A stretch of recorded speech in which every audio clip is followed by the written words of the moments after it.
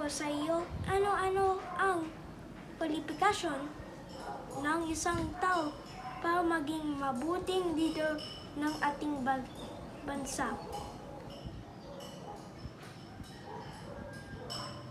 Okay, mga kwalifikasyon ng isang mabuting leader ng bansa.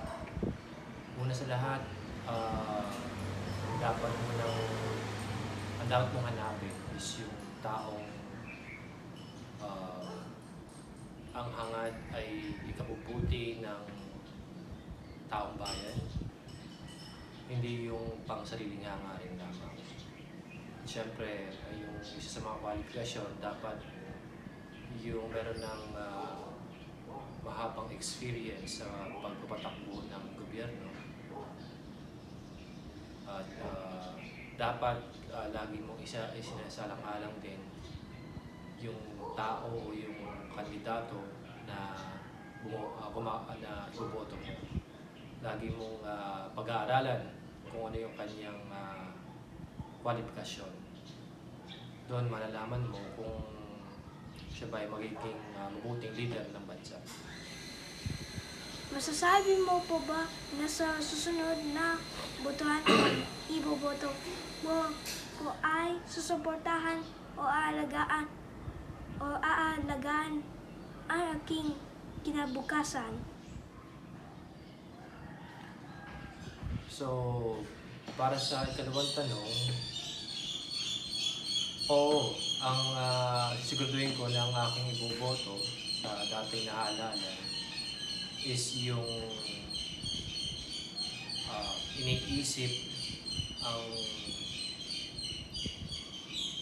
ang darating na araw o yung mga iniisip ang kapakanan ng mga dating na henerasyon o ng mga kabataan na tulad nyo.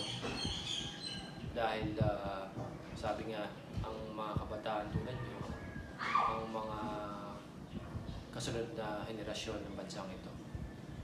So, yes, dapat yun ang yun ang dapat ang priority ko sa mga dating na kandidato.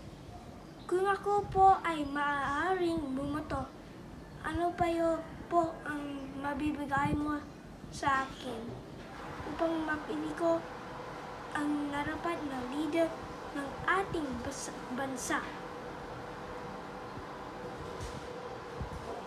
Kung ikaw man ay magiging isang botante,